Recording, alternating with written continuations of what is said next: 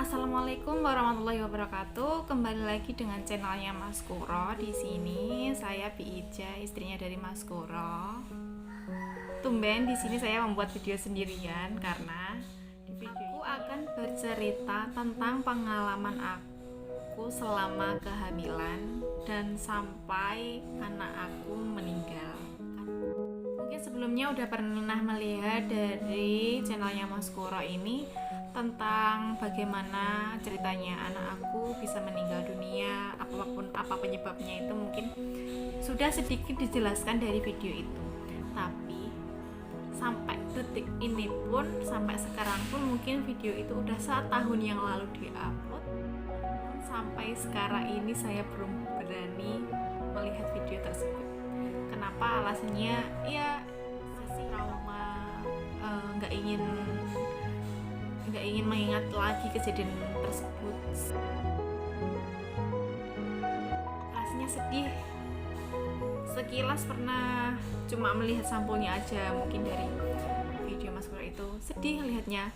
Sampai saat ini pun banyak komentar. Saya cuma baca komentarnya, banyak yang terharu, banyak yang sedih begitu. Di sini saya akan bercerita tentang pengalaman aku selama kehamilan. Selama hamil saya terkena preeklamsi. Mohon maaf jika pengertian aku tentang preeklamsi ini salah ataupun kurang, karena di sini saya cuma menceritakan pengalaman pribadi saya sendiri. Menurut saya dan menurut dokter kandungan yang menangani saya, preeklamsi itu adalah keracunan kehamilan. Keracunannya apa? Saya juga nggak tahu. Dokternya cuma menjelaskan. Jadi ceritanya penyebabnya itu di ari-ari. Jadi nutrisi yang saya makan, gizi yang saya makan itu tidak sampai kepada janin. Dan preeklamsi itu menyerang pada usia kehamilan lebih dari 2 minggu, 20 yang menjadikan si janin itu kekurangan nutrisi yang akhirnya berat badannya rendah. Apa sih penyebabnya, Dok? Kata dokternya itu cuma bawaan hamil dan biasa terjadi pada kehamilan pertama. Ini saya kehamilan pertama saya, dan preeklamsi ini menyerang saya di usia kehamilan saya yang ke-6 bulan. Saya sering kali kontrol itu setiap bulan, rutin banget kontrol dari usia kehamilan yang pertama 5 minggu sampai ke 6 bulan itu saya selalu rajin kontrol atau selalu rajin periksa ke dokter maupun usia 1 sampai 5 bulan itu kehamilan saya baik-baik saja, tidak ada masalah satupun juga. Badannya bagus, pertumbuhannya juga bagus. Tapi saat aku pulang kerja, badan saya meriang, kepala saya pusing, entahlah itu kenapa. Itu waktu sore hari itu saya mual, pusing, gak enak badan, demam.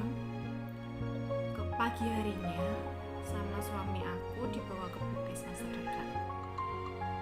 Setelah dari puskesmas terdekat saya ditensi.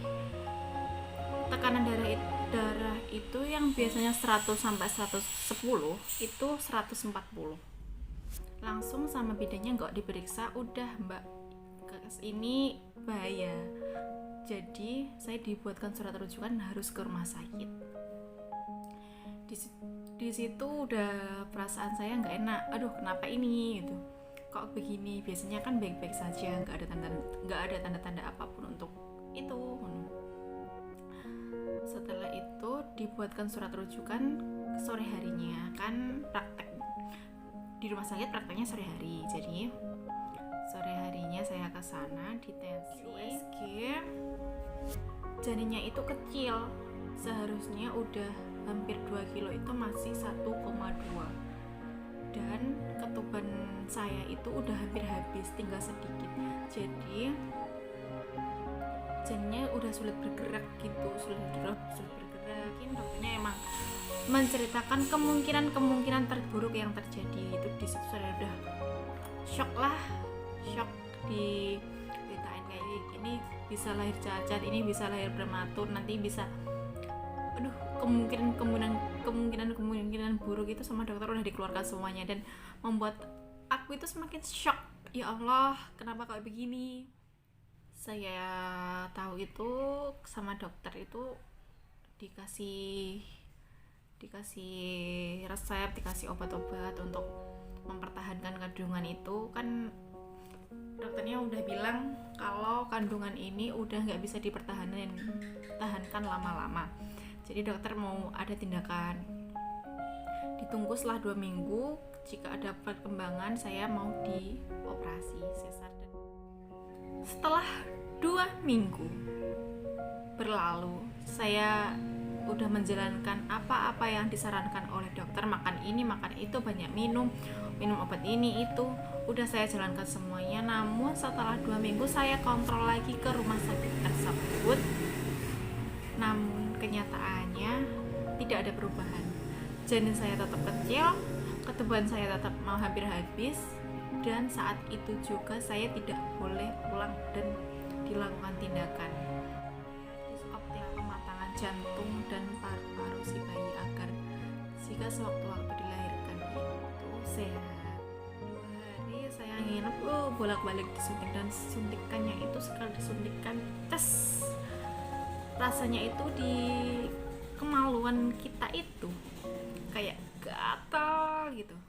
Setelah 2 hari saya opname, disuntik pematangan jantung sama paru-paru si janin melalui saya diperbolehkan pulang.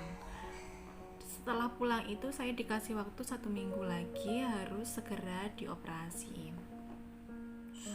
Pulang dapat 1 hari 1 malam itu perut saya udah kerasa mules banget seperti orang melahirkan, tapi aku waktu itu nggak tahu bagaimana sih rasanya orang itu. Jam 9 malam saya ke bidan terdekat itu, kata bidannya udah pembukaan 1, dan berharap bidannya kontraksi ini bisa dihentikan agar obat yang diberikan dokter waktu saya opname itu bisa masuk dulu ke dalam.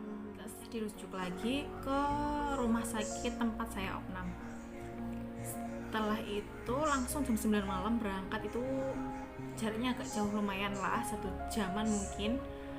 Saya dibawa ke sana, dalam perjalanan itu udah rasanya udah mules banget, udah gak tahan, udah mau kayak orang melahirkan gitu. Setelah dari rumah sakit saya opname itu sekitar jam 10 atau jam setengah 11 malam. Jam setengah 11 malam itu ternyata di sana udah pembukaan 3 dan kontraksi udah tidak bisa dihentikan. Akhirnya saya mau langsung ditindak, langsung melahirkan. Berhubung di rumah sakit saya opname itu peralatannya kurang lengkap karena bayiku kecil, tidak ada ruang NICU-nya. Saya langsung dirujuk lagi ke RSUD. Jam 11 malam itu udah pembukaan lengkap. Setelah pembukaan lengkap itu prosesnya mungkin gak lama, 1 jam saya di situ. Suami aku itu ngurus administrasi aja belum selesai, tapi saya sudah melahirkan.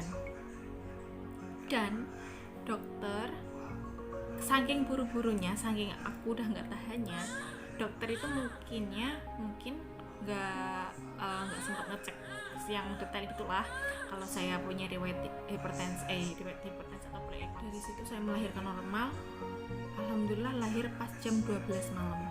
Saya itu cuma kedengeran lirih suara anak saya ini, mungkin dia sangat kecil sekali, langsung dia dilarikan ke, sebelum saya belum sempat melihatnya, langsung dilarikan ke NICU.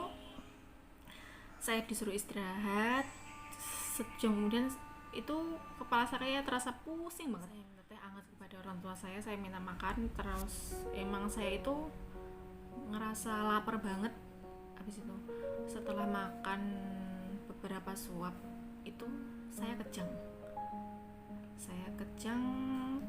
Saya rasa itu saya kayak megang sesuatu, namun tangan saya udah tidak bisa terkendalikan, gemeter gitu, udah hilang wes, dunia aku kayak hilang wes, udah nggak tahu, aku nggak sadarkan diri apa yang terjadi. Aku nggak tahu sih yang jagain aku itu, aku sampai matanya kebalik-balik gitu, sampai kejang-kejang gitu, sampai udah mulut itu udah pelot gitu kayak orang stroke gitu. Seluruh rumah sakit ibuku teriak-teriak minta tolong. Terus saya dikasih penenangan dokter, udah mungkin ditenangkan, dikasih obat penenang. Setelah itu mungkin udah saya sadarkan diri. Setelah saya sadar suamiku dipanggil dokter untuk ke ruangan untuk dibicarakan kondisi saya. Ternyata kondisiku saat itu kritis. Gak tau lah, bangun itu tiba-tiba udah dipakein alat-alat medis di seluruh badan saya. Ini udah dipakein infus, detak jantung, apalah, nggak tahu aku.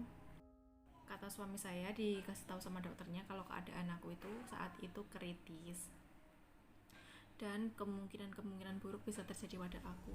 Aku bersyukur banget saat ini aku masih bisa di sini. Itu suatu mukjizat bagi saya. Soalnya dokter udah bilang kalau kemungkinan terburuknya itu aku adalah meninggal. Kalau nggak meninggal itu aku selamat, tapi aku kena stroke. Alhamdulillahnya sampai saat ini aku baik-baik saja. Setelah saya sadar, alhamdulillah itu berangsur membaik. 3 hari saya di rumah sakit, akhirnya diperbolehkan pulang. Ketiga, aku baru bisa menjenguk anak aku di ruang nicu. Jadi aku ke ruang nicu itu mau pulang, aku disuruh pulang, aku disuruh istirahat. Tapi anak aku masih di situ. Rasanya gimana sih sebagai ibu yang anaknya di rumah sakit, masa kita di rumah? Saya nangis, cuma bisa nangis lihat kondisi anak aku yang udah belum bisa bernafas sendiri, masih pakai oksigen, masih pakai OGT di mulutnya. Ya Allah, rasanya berharap mukjizat itu akan datang untuk menyembuhkan. Di situ saya pulang ke rumah, tapi anak saya masih di rumah sakit ditungguin oleh suami aku.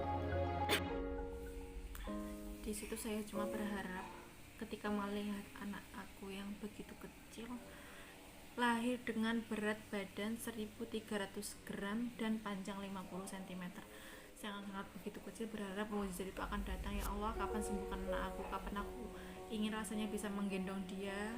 Aku sebagai ibu belum pernah merasakan menggendong dia.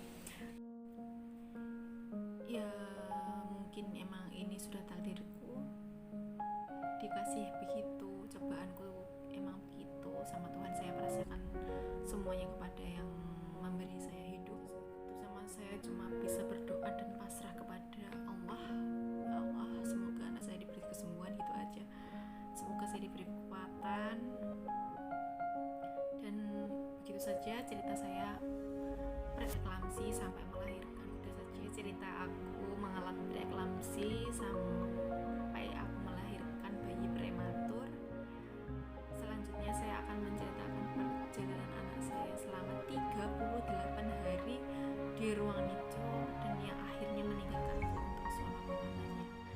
Ini saya cuma bisa berbagi pengalaman tentang pengalaman aku yang kena preeklamsi. Buat ibu hamil lainnya yang di luar sana, tolong jaga kesehatan. Jika anda hamil, silahkan rutin kontrol makanan yang bergizi, jangan lupa istirahat, jangan capek-capek. Anak itu segalanya bagi saya. Namun